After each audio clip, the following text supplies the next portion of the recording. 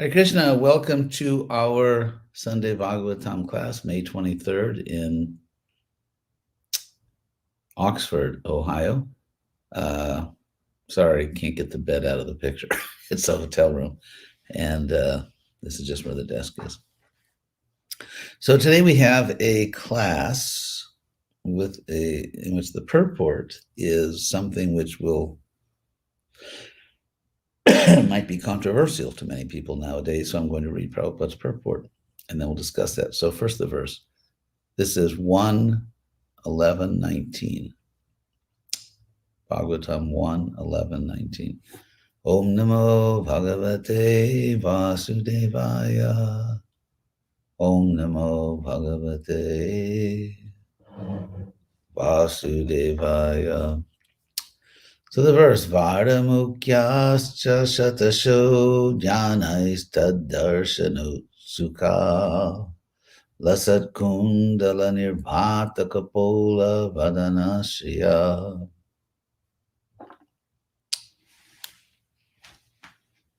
So, let's read Prabhupada's translation and purport. So Krishna is just entering Dwarka. At the same time, many hundreds of well-known prostitutes began to proceed on various vehicles. They were all very eager to meet the Lord, and their beautiful faces were decorated with dazzling earrings, which enhanced the beauty of their foreheads. So here's Prabhupada's purport. We may not hate even the prostitutes if they are devotees of the Lord. Even to date, there are many prostitutes in great cities of India who are sincere devotees of the Lord. By tricks of chance, one may be obliged to adopt a profession which is not very adorable in society, but that does not hamper one in executing devotional service to the Lord. Devotional service to the Lord is uncheckable in all circumstances. It is understood herewith that even in those days, about 5,000 years ago, there were prostitutes in a city like Dwarka where Lord Krishna resided. This means that prostitutes are necessary citizens for the proper upkeep of society. The government opens wine shops, but this does not mean that the government encourages the drinking of wine. The idea is that there is a class of men who will drink at any cost, and it has been experienced that prohibition in great cities encouraged illicit smuggling of wine. Similarly, men who are not satisfied at home require such concessions, and if there is no prostitute, then such low men will induce others into prostitution. It is better that prostitutes be available in the marketplace so that the sanctity of society can be maintained. It is better to maintain a class of prostitutes than to encourage prostitutes within society. The real information is to enlighten all people to become devotees of the Lord, and that will check all kinds of deteriorating factors of life. Sri Bilva Mangal Thakur, a great acharya of the Vishnu Swami Vaishnava sect, in his householder life was overly attached to a prostitute who happened to be a devotee of the Lord. One night, when the Thakur came to Chintamani's house in torrents of rain and thunder, Chintamani was astonished. So she told him, if you had this much devotion for Krishna, you took all these dangers, and then she became his guru. And then in the Bhagavad Gita, the Lord says even the low-born people can approach him. It appears that the prostitutes of Dwarka, who were so eager to meet the Lord, were all his unalloyed devotees, and thus they were all on the path of salvation. Therefore, the only reformation that is necessary in society is to make an organized effort to turn the citizens into devotees of the Lord, and thus all good qualities of the denizens of heaven will overtake them in their own way. On the other hand, those who are non-devotees have no good qualifications whatsoever, however they may be materially advanced. The difference is that devotees of the Lord are on the path of liberation, whereas the non-devotees are on the path of further entanglement in material bondage. The criterion of advancement of civilization is whether the people are educated and advanced on the path of salvation. So there's a lot to talk about here. And I would like to put this within a framework as follows. Our discussion of the verse and the purport. We live in an age in which many people, not all, but many people are, I think the correct word is obsessed with individual rights. And let's get a definition for the word obsessed. It means to be preoccupied, have the mind preoccupied or filled continually, intrusively into a troubling extent. So that you can't think of anything else. But there is something else to think of, and that is societal rights. Basically, Prabhupada is giving in his purport a sociological argument, so that let's just check here. I'm going to see how many times Prabhupada uses the word society. 7 times here in the purport, he says, society, society. So Prabhupada mentions the word society actually 5 times. 2 of them are in a note. So Prabhupada mentions the word society 5 times in his purport. He's clearly giving a sociological argument. Now, society clearly has rights, just as individuals have rights, and there has to be a balance between the two. At the present time in the West, there is not a balance, clearly. And I would say some countries in the world, not all, but some countries that have more of a balance, Americans tend to find those societies to be oppressive. I mean, some societies really are oppressive. I'm not denying that for a moment. But I think it has gone to an exaggerated extent, certainly in America and in certain other places. Because, so why does society have rights? Well, why does the individual have rights? It's, we live in such an ignorant, unthinking age that everyone, not everyone, that's hyperbole, so many people just go on talking about their rights, but they never actually explain why they have rights or how they have rights. Now, in the Declaration of Independence, there is a statement that we hold these truths to be self-evident, that all men are endowed by their creator with certain rights: life, liberty, and the pursuit of happiness. That means you have a right not to be unfairly killed. You have a right to life, a right to liberty. But of course, liberty has its limits. There are certain things you can't do. Liberty doesn't mean you can kill other people, steal from them. It doesn't mean, there are a lot of things you can't do, even if you are a free citizen. And then the pursuit of happiness, of course, again, obviously, everyone understood at the time this was written that that's limited. You cannot pursue happiness, for example, by raping another person or stealing from them.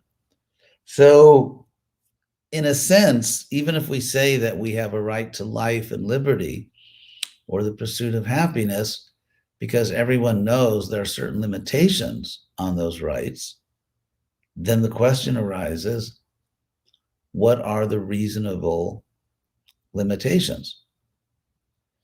And then, of course, in a sense, simply saying we have rights, but we have to admit there are limitations on our rights, so the whole discussion is open again. So how do we determine what should be the proper limitations on our rights? One important way is society's rights. For example, let's say you own a piece of land or a house, and let's say on your land you burn toxic materials, and that creates fumes, that creates smoke that is poisoning your neighbors. Now, clearly, you can't do that. because society has the right, and society is other people, not to be poisoned by what you're doing. So an individual's rights, an individual does not have a right to do something which is seriously harmful to society. So if, for example, so therefore, and society has these rights for obvious reasons, because without society, you wouldn't be alive right now. Without society, you couldn't understand what I'm saying. You wouldn't have a language. We're all taking advantage of the protection, the medicine, the fact that people bring food to the marketplace. I mean, we are completely dependent on society. And so in some societies, it is considered that your first duty is to society, not to yourself. And of course, that can go to the other extreme also, in which you could, so to speak, betray yourself or not be true to yourself. But then again, we wouldn't want a serial killer to be true to himself or herself. Almost all serial killers are men, so that's not sexism. Anyway, so going back to Prabhupada's purport, Prabhupada in his purport uses the word society 5 times. So clearly, Prabhupada is arguing basically that having some prostitutes is better for society. So that's what has to be examined.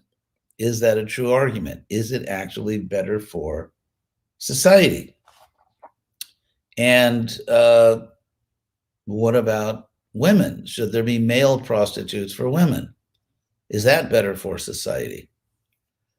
So I think it's a good exercise, as Prabhupada himself says, that we try to understand these things rationally, intelligently, because undoubtedly intelligent people will ask us about these things, and we should be prepared to answer intelligently.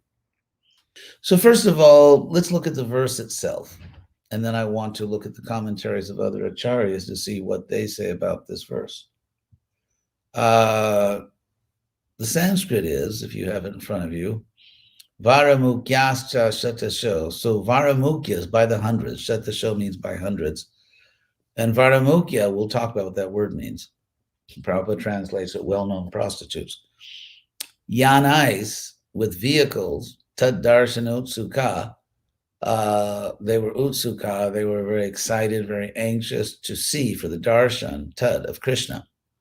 And they were beautiful, the last word in the verse, Shriya, their faces, they had facial beauty, because Lasat Kundala, their shining earrings, Nirbhata, made brilliant, Kapola, their foreheads, and their faces. So they're very beautiful faces, the shining earrings, and their foreheads were all brilliant, their faces. So these Varamukyas, by the hundreds, with vehicles, were eager to see Krishna. Now, let's start with Sridhar Swami. First of all, the word Varamukya, which could mean different things, can be masculine or feminine, which is interesting. So Sridhar Swami begins by defining the word as a masculine word. It is the men who are going forth. And in fact, in the Sanskrit dictionary, Varamukyaha, as we have it in this verse, is the plural. It's the plural nominative. That means it's the subject of the sentence, and it is in the plural, Varamukyaha. So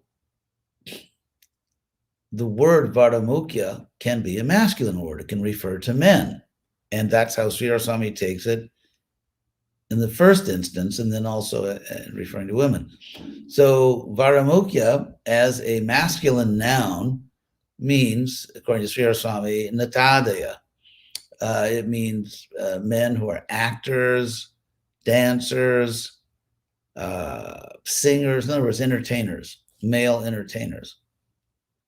And of course, the word Varamukya in the Sanskrit dictionary, it means that Well, it can mean many things, but it can also, vara means excellent, and varamukya can mean just someone who's very beautiful, who has a varamukya, beautiful face. So it can be male actors, singers, dancers, entertainers, male entertainers of all types. Pratyu Jagmu, and they came forward. So now, if it refers to women, interestingly, and it can refer to both, we can take it as referring to both, then first of all, Sridhar Swami says it means nartakya, which means for women, again, entertainers, dancers, singers. So, and Vaishya may also refer to courtesans. Courtesan also can mean a prostitute, but a courtesan specifically is related to the word court, like a royal court. And the word courtesan can mean, let's say, someone who is in a royal court. And Dwarka certainly was a place of royal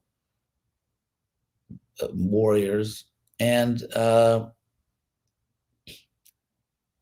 so as Prabhupada says, well-known prostitutes, but a courtesan means someone who's in a court. So it can mean entertainer, male or female, or as a prostitute, it means not someone, let's say, on the street, but it tends to mean someone who's in a court.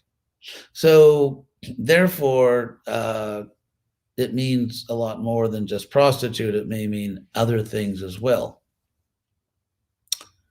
Viraraghava Acharya, in his commentary on the Bhagavatam, he's in the Ramanuja Sampradaya, takes the word varamukya to also refer to men and women, not just. And Vijayadwaja Tirtha in the Madhva Sampradaya says varamukyaha nartakishu ganitasu sheshta, which means the best of nartakis, which means women entertainers, not prostitutes. And also ganitasu, and also it may refer to actual courtesans, or simply female entertainers, which would explain why they were so beautiful and so on. So that's the first thing. It doesn't necessarily mean prostitutes. In fact, most of the meanings are not prostitutes. But apart from that, Prabhupada does translate it as prostitutes, and then he basically, his purport is just a sociological argument justifying the existence of female prostitutes. So I was thinking about that, and here are some of my thoughts.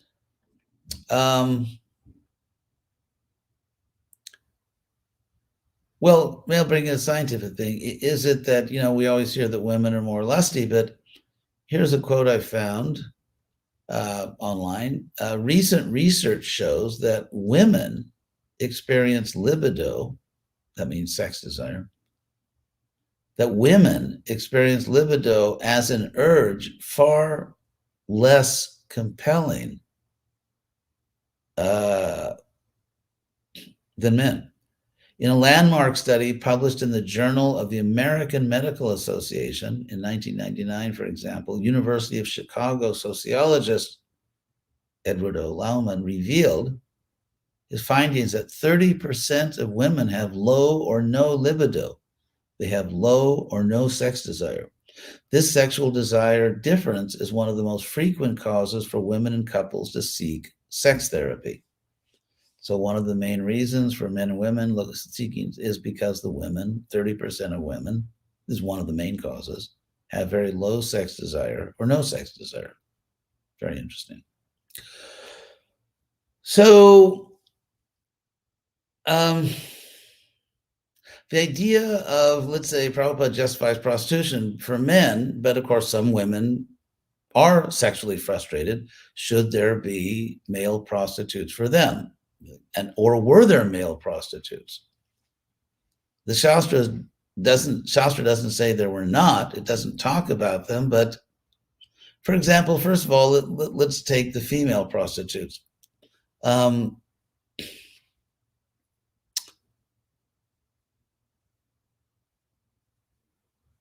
what is it good for society that there be female prostitutes? If we say, what would society be like? What would happen to society if there were no female prostitutes? And what is society like with female prostitutes, and which is better? We're not talking about individuals here. We're saying what is better for society, and you could even say what is better for individuals. This actually, there's a related topic which is not directly on the topic, but it's sort of related in terms of gender roles, and that is polygamy. Polygamy. What we find in the Bhagavatam, that almost all the polygamy we find is among Kshatriyas. We hear about kings having many wives, and of course, the argument that Shantanu gives in the Mahabharata is that princes often don't live very long. They die a lot. There's a very high rate of death for princes because they're fighting all the time. So a king wanted to have many wives so he could have so many princes that some of them would survive, because if they didn't survive, that would create political chaos and be very bad for society. Also, for example, it's not that everyone that fights in a battle in the Shastra is a Kshatriya. For example, Kurukshetra, there were several million military personnel, and they were certainly not all Kshatriyas. Kshatriyas are princes and kings, and regular soldiers are not necessarily Kshatriyas. But still, some of them are, and they die a lot. And, studies show that women are not at all inclined toward violence as much as men. Some women are, definitely, but by percentages, men are much more inclined to be violent. Almost all, a very, very strong majority of people in prison for violent crimes are men, not women, almost all men. So they die a lot. And and so therefore, another question would be, for women, is it better to have, let's say, a significant number of women that do not marry, or is it better to have polygamy in a society in which men die much more frequently than women? And therefore, there will be a lot of women who cannot find an appropriate monogamous marriage. So I'm not going to attempt to answer all these questions here. I think a lot of scientific research has to be done. But clearly,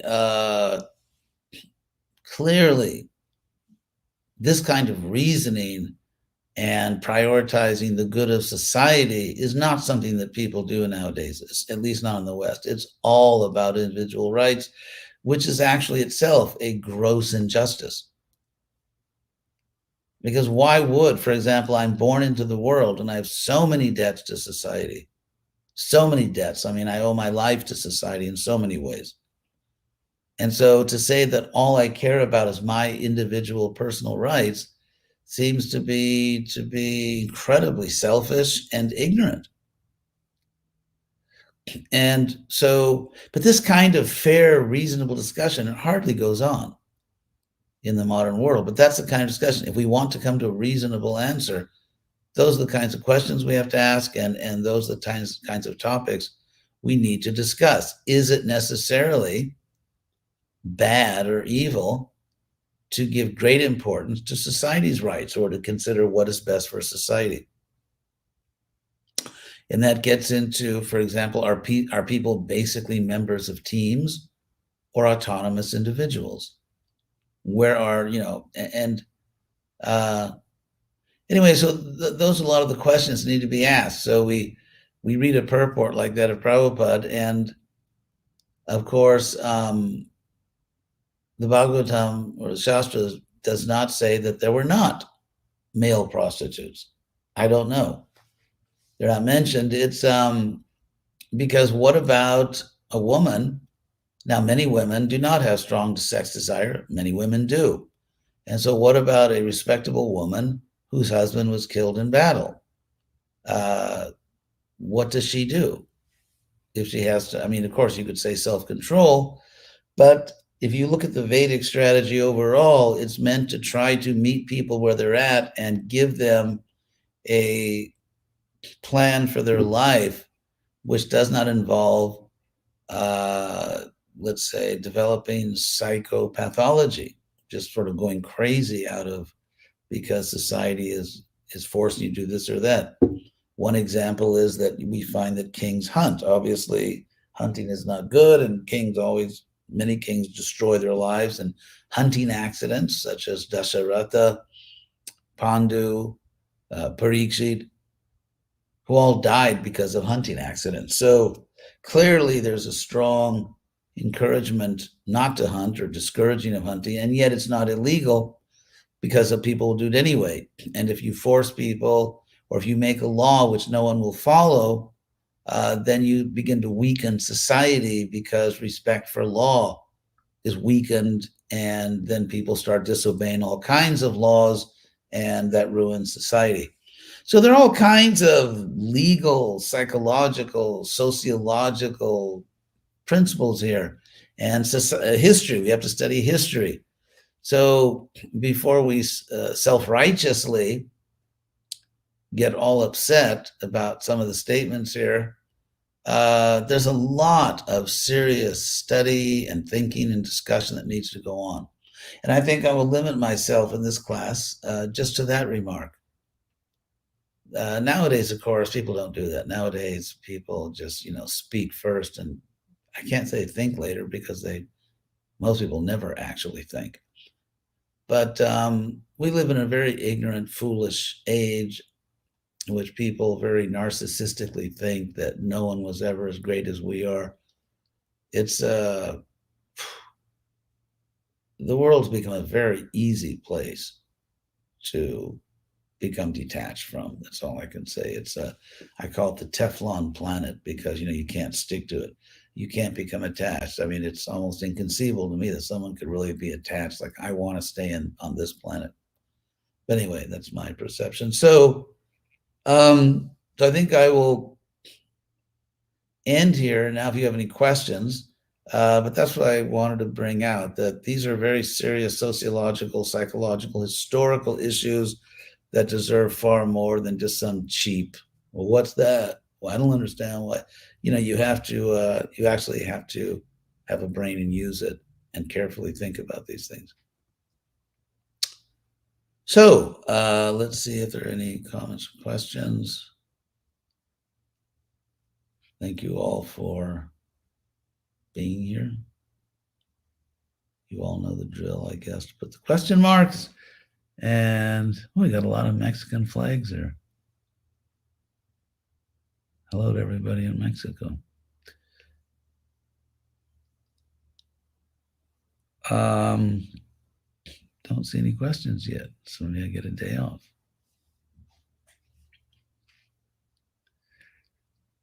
Oh, here's a question. In the purport, Prabhupada says, on the other hand, those who are non-devotees have no good qualifications whatsoever. I would say that there's a sense in which it's true, but there's a very powerful sense in which it's not true. I mean, Prabhupada sometimes states categorically something which is true in a particular context. And the actual Sanskrit verse that Prabhupada is referring to doesn't really necessarily say that. The Sanskrit verse, which maybe I'll put in the chat so you can all see it. Now I just have to figure out how to use chat. I'm not even sure how I put things in chat.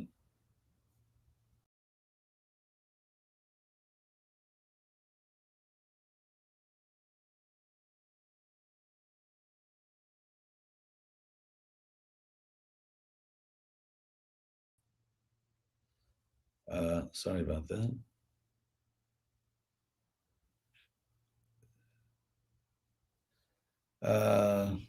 Hope I didn't just knock everyone off.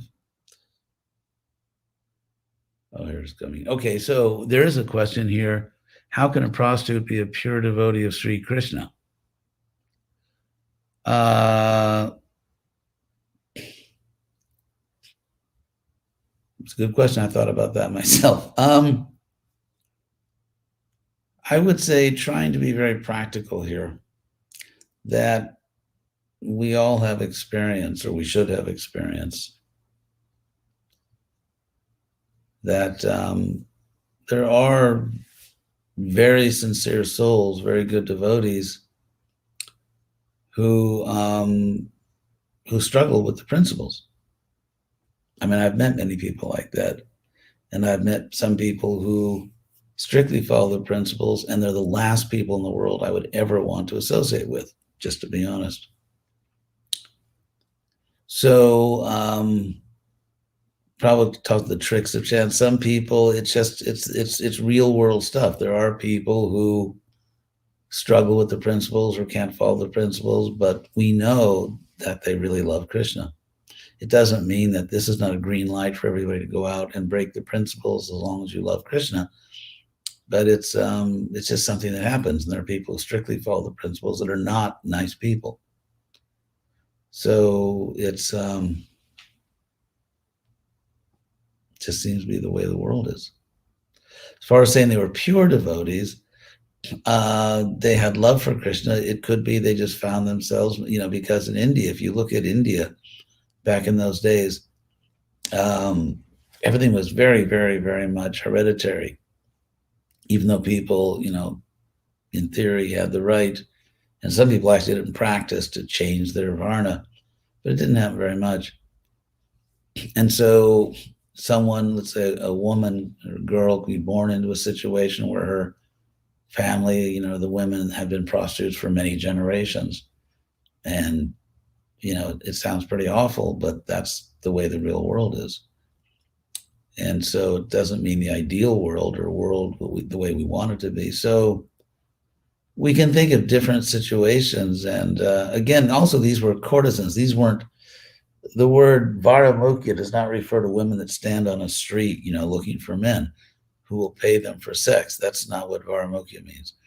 A courtesan means someone who was almost, you could say, respectable, that lived, that had culture, and that associated with sort of upper class men, which is another unfortunate thing, upper class men who wants that. But I mean, imagine, for example, a man whose wife is in the 30%, having very low or no sex desire, or a man whose wife died, or who is sick. I mean, Dhritarashtra, for example, when Gandhari was indisposed, that's when he had a relationship and produced a son. So it's, I think it was a son and daughter, but so we see also in ISKCON that we see people who are good devoted. One second, my computer is about to run out of, I have to make sure it's plugged in here. Okay, now it's plugged in. Oops, no, it's not. And now it is. So, funny wall plug. So, I'm going to go on some of the, it's a very good question, and I'm going to look at some of the other questions, and maybe I'll come back to that. I don't think I explained everything in response to that question. There's a lot to say on it. Is Bilha Mangal same as Leela Sukha? Can you give some color on Leela Sukha? Some poetic examples? Probably not. I just know what everyone knows. He was a serious devotee, but he fell down, just like a Jamila. I would compare him to a Jamila. And Krishna says in the Bhagavad Gita that that even if someone takes up abominable behavior or very bad behavior, if they come back to me, then they're considered saintly. So there are examples of people who are very good devotees who fell down into bad behavior and then returned to Krishna. So, since after Sri Krishna definitively departed from Dwarka, this city sank into the sea. Interesting. Could it be considered that Dwarka is also an allegory to refer to our material body. Yes, if you don't think that allegory means it's not real history. I mean, that's why history is so enlightening, because if an intelligent person reads history, you find so many lessons that can be applied in other areas of life. So that is one of the great values of history, is that it also can create so many, or it reveals to us so many lessons that can be applied in so many walks of life. So I would say, yes, it can be an allegory, definitely, and it's also history. Oh, also, it's also in Spanish. Very good. Very bilingual.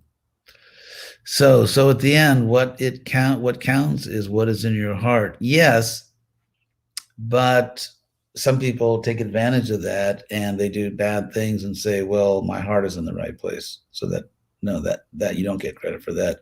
Therefore, that's called sin, to commit offense on the strength of chanting. So how can a prostitute be a pure devotee? Oh yeah, I spoke about that, and I think I mentioned it. There's a lot. That's a question that deserves a lot of thinking. Does the suffering of living beings motivate Sri Krishna to descend to this planet? Yes. Another bilingual question. Sutapada, Hare Krishna. When Prabhupada in a conversation in New Zealand said, so don't spoil the movement by manufacturing ideas, don't do that. Go on in the standard way, keep yourself pure, then movement is sure to be successful.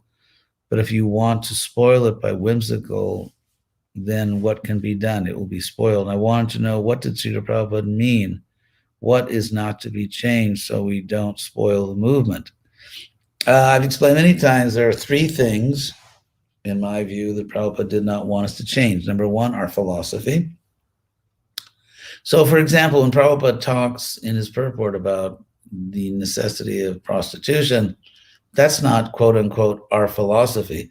Prabhupada is giving a sociological argument or justification, which is not given in Shastra, but which makes a lot, which some people will see makes a lot of sense. So our actual philosophy we can't change, and the spiritual practice Prabhupada gave us. Someone can say, well, instead of chanting Hare Krishna, I'm going to chant something else. And so that's also not something Prabhupada wanted us. And also, Prabhupada personally created and gave his life to create an institution. And Prabhupada definitely wanted us to serve that mission. So in terms of our practice, our philosophy, and our loyalty to Prabhupada's institution, those are things that Prabhupada did not want us to change. So what about Shikandi?